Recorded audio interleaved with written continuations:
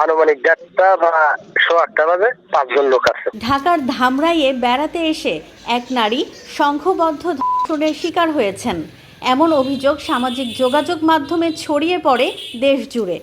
ঘটনাটি ঘিরে সাম্প্রদায়িক উত্তেজনাও তৈরি হয়। তবে সরেজমিন অনুসন্ধানে উঠে এসেছে ভিন্ন চিত্র। গত 15 জানুয়ারি রাতে ধামরাইয়ের বালিয়া ইউনিয়নের রামরাবণ এলাকায় একটি ছিনতাইয়ের ঘটনা ঘটে। ট্রাক চালক আব্দুর রাজ্জাক স্ত্রী পরিচয় দেয়া এক নারীকে নিয়ে স্থানীয় একটি বাড়িতে রাত কাটাতে যান।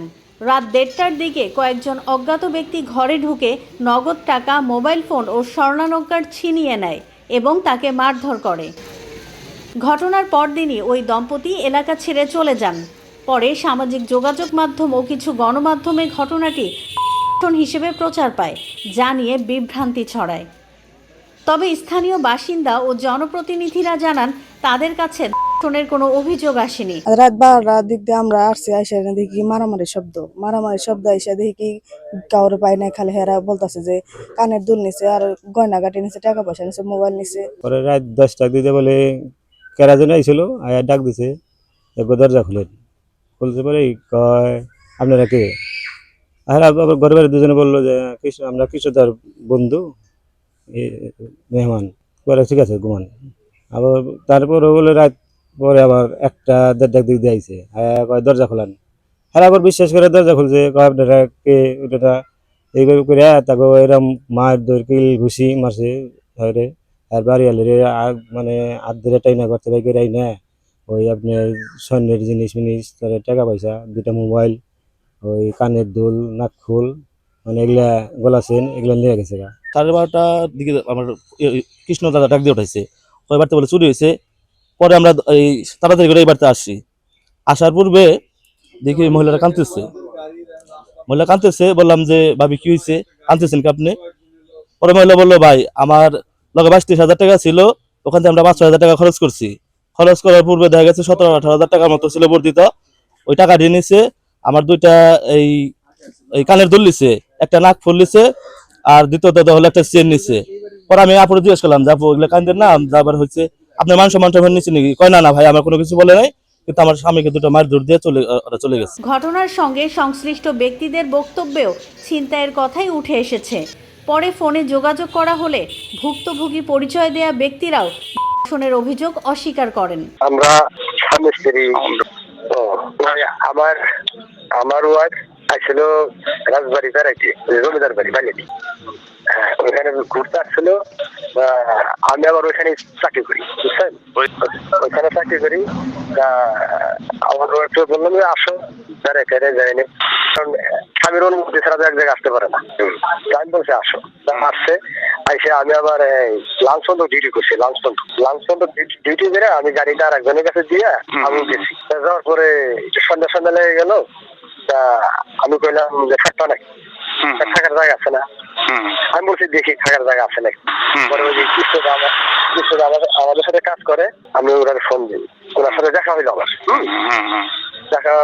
দেখা হওয়ার পরে বললাম যে দাদা আপনার ভাবি আসছে, থাকা যাবে নাকি? দাদা বলে যে থাকা যাবে। আমি কই? ভাই আমার বাড়ি আছে।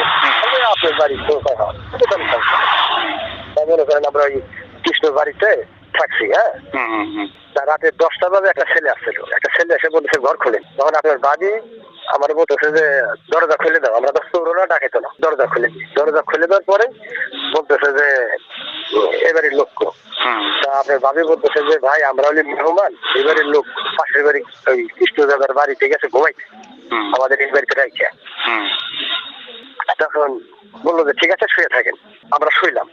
শোয়ার পরে রাত আনুমানিক 1:30টা বা 1:15 বাজে 5 জন লোক আসছে। 5 জন। হ্যাঁ 5 জন আসে সেটা বলতেছে দরজা খোলেন। তারা কোনো পরিচয় দেয় নাই, খালি বলতেছে দরজাটা খোলেন। তা আমি ভাবছি যে সামনে নির্বাচন, হয়তো কোনো নির্বাচনে ভোট মশাই আসতে পারে বা এলাকার লোকজন হইতে পারে। তা আপনার ভাবি বলতেছে দরজা খুলে দাও। আমি দরজা খুলবো, না খুলে দাও, সমস্যা কি, আমরা কি চোর না ডাকাই? আপনার ভাবি তখন এই কথাটা বলছে,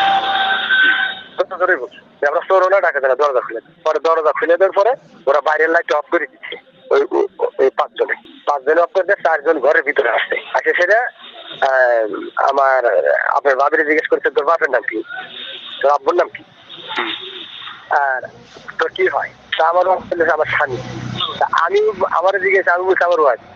তা এই কথা একজনে জিজ্ঞেসেছে, আর একজন দাঁড়ায় দিয়েছে, আর একজন এলে আমার মানি ব্যাগ, আমার প্যান্টের পকেটে মানি ব্যাগ ছিল, মানি ব্যাগে ঠিক আছে 1300 টাকা ছিল, 1300 টাকা ছিল। টাকাটা নিছে। আমার মোবাইল, 2টা মোবাইল ছিল, 2টা মোবাইল নিছে। আমার ওয়াইফের মোবাইল ছিল বড়টা, সেটা নিছে। ছোট মোবাইলটা নিতে পারে নাই, বড় মোবাইলটা নিছে। আর ওই আমার ওয়াইফের ব্যাগের ভিতরে টাকা ছিল 21,000 টাকা ছিল, সে টাকাটা নিছে। আমার ওয়াইফের কানের দুল ছিল, কানের দুল নিছে। নাক ফুল ছিল নাকে, নাক ফুলটাও নিয়ে গেছে। আর আমারে কিছু মারছে আর কি, মানে কাপড় টাপড় দিছে, 2টা লাফতে দিছে, দিয়ে এগুলো নিয়ে ওরা চলে গেছে। আমারে বলছে কারো কথা বলবি না, কোনো লোকজন ডাক দিতে পারবি না। না। ঘটনাটি ভাইরাল হওয়ার পর পুলিশ তদন্ত শুরু করে। ঘটনাস্থল পরিদর্শন ও স্থানীয়দের সঙ্গে কথা বলে পুলিশ জানায় ধর্ষণের কোনো প্রমাণ পাওয়া যায়নি।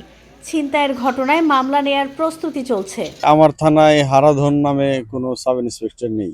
দ্বিতীয়ত হলো, আপনারা যে ঘটনা শুনে এখানে আসছেন, এই সংক্রান্তে অদ্যাবধি আমার কাছে কোনো অভিযোগ, কোনো ভিকটিম বা কোনো বক্তব্য কেউ আমার কাছে বলেনি।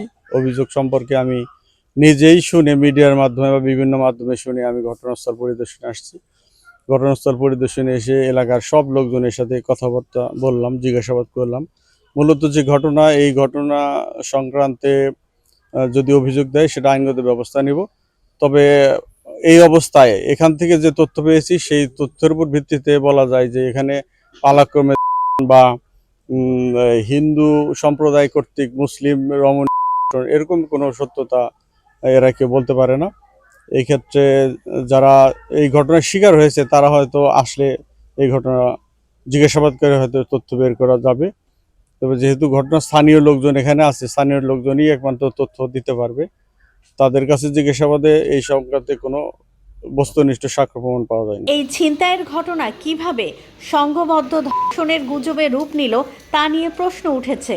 ভুল তথ্যে এলাকায় অস্বস্তি ও বিব্রত পরিস্থিতি তৈরি হয়েছে বলে জানিয়েছেন স্থানীয়রা।